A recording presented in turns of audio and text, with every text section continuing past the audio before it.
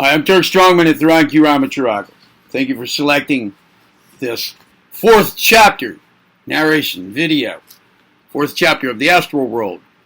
It's Scenes, Dwellers, and Phenomena by Swami Panchadasi, pen name for William Walker Atkinson. The last chapter was chapter 3, Reality of the Astral. This is chapter 4, Passing the Border. I do not deem it advisable to enter into a description of the technical details attendant upon the process of passing out of the physical body into the astral body of finer substance. Any description of this kind, even though it be but merely a suggestion of the facts, might give an untrained person at least a hint of the process, which might lead him to experiment and which might bring upon him very undesirable results. I shall pass over this stage for the reasons stated, which will meet with the approval of every advanced occultist and careful student of occultism. Now, student, you find yourself outside of your physical form or body and clad in your astral form alone. You probably think that I'm joking with you, for as you glance at your body, you find that it appears not different from your ordinary one.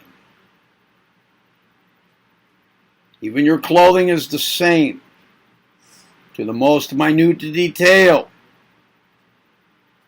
This occurs through perfectly natural laws on the astral plane, which I cannot take time to explain at this time.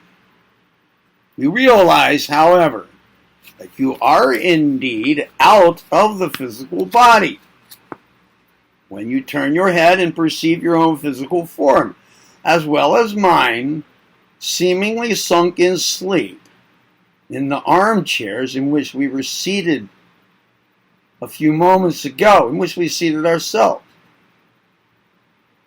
Looking a little closer, you will see that your astral form, as well as mine, is connected with its physical counterpart by a tiny, thin, tenuous filament of ethereal substance, resembling a rope of shining spiderweb silk. This filament is capable of expansion and contraction, and enables you to move about freely. Now, concentrate your attention, as you've been taught to do, and will that your vibrations increase in rate,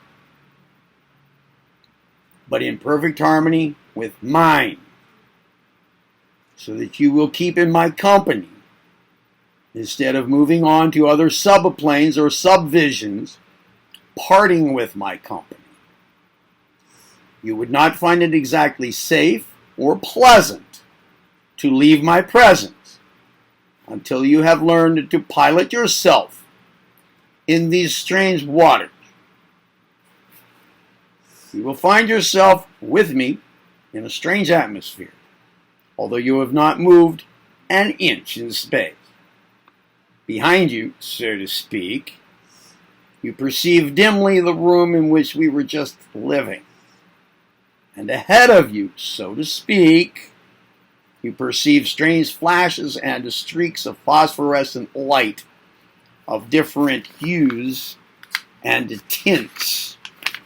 These are the vibrations and waves of force. For you are now passing through the plane of forces. That vivid bluish streak is the passing of some electric current. Probably a wireless message flashing through space. Back of you, on my table, you see the magnetic ore or lodestone paperweight, which always lies there. But now, you see the peculiar phosphorescence around its poles, which is not visible on the material plane.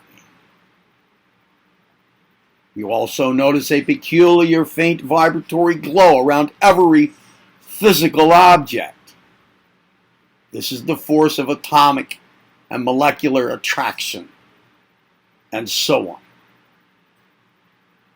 Still fainter, you find a peculiar radiance permeating the entire atmosphere.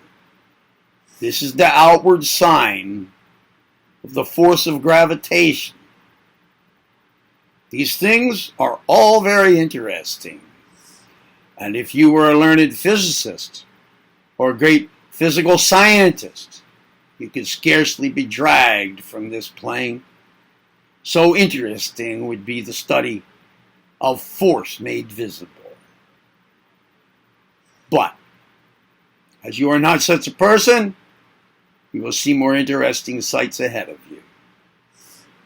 Now, you feel your life force vibrating at a higher rate, and realize that the sense of weight seems to be dropping from you. You feel as light as a feather, and feel as though you could move without an effort. Well, you may begin to walk. Yes, walk, I said. You are still on Earth, and the floor of the room is still there under your feet. Let's walk through the wall of the room, out into the street. Don't be afraid. Step through the wall as if it were made of fog. There. You see how easy it is. Odd thing. Really stepping through a brick and stone wall, isn't it?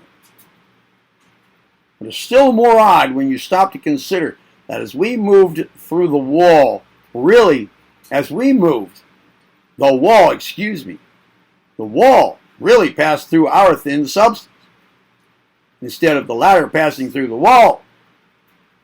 That's the real secret of it. Now let's walk down the street. Step out, just as though you were in the flesh. Stop a moment. There, you let that man walk right through you. And he never even saw you. Do you realize that we are ghosts? Just as much a ghost as was Hamlet's father, except that his physical body was moldering in the underground, in the ground, while ours are asleep awaiting our return to them. Well, I kind of fumbled a little bit there, didn't I? Just as much a ghost as was Hamlet's father, except that his physical body was molding in the ground, while ours, moldering, it said, in the ground, while ours are asleep awaiting our return to them. There, that dog saw you, and that horse vaguely feels your presence. See how nervous he is? Animals possess very keen psychic senses compared to those of man. But cease thinking of yourself and look closely at the persons passing by you. You notice that each one is surrounded by an egg-shaped aura, extending on all sides of him to the distance of about 2 or 3 feet. Do you notice the kaleidoscopic play of blending colors in the aura?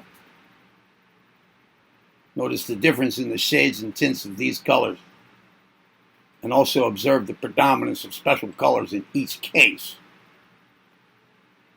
You know what these colors mean. I've instructed you regarding them in my teaching on the human aura and astral colors. Notice that beautiful spiritual blue around that woman's head.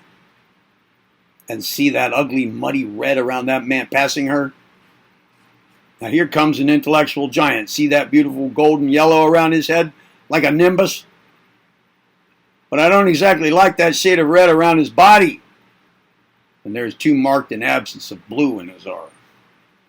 He lacks harmonious development. Do you notice those great clouds of semiluminous substance? Those great clouds of semiluminous substance which are slowly floating along. Notice how the colors vary in them. Those are clouds of thought vibrations, representing the composite thoughts of a multitude of people. Also notice how each body of thought is drawn to itself little fragments of similar thought forms and energy. You see here the tendency of thought forces to attract others of their kind. How like the proverbial birds of a feather, they flock together. How thoughts come home, bringing their friends with them. How each man creates his own thought atmosphere. Speaking of atmospheres, do you notice that each shop we pass has its own peculiar thought atmosphere? If you look into the houses on either side of the street, you will see that the same thing is true. The very street itself has its own atmosphere, created by the composite thought of those inhabiting and frequenting it. No, do not pass down that side street. Its astral atmosphere is too depressing, and its colors too horrible and disgusting for you to witness just now. You might get discouraged and fly back to your physical body for relief.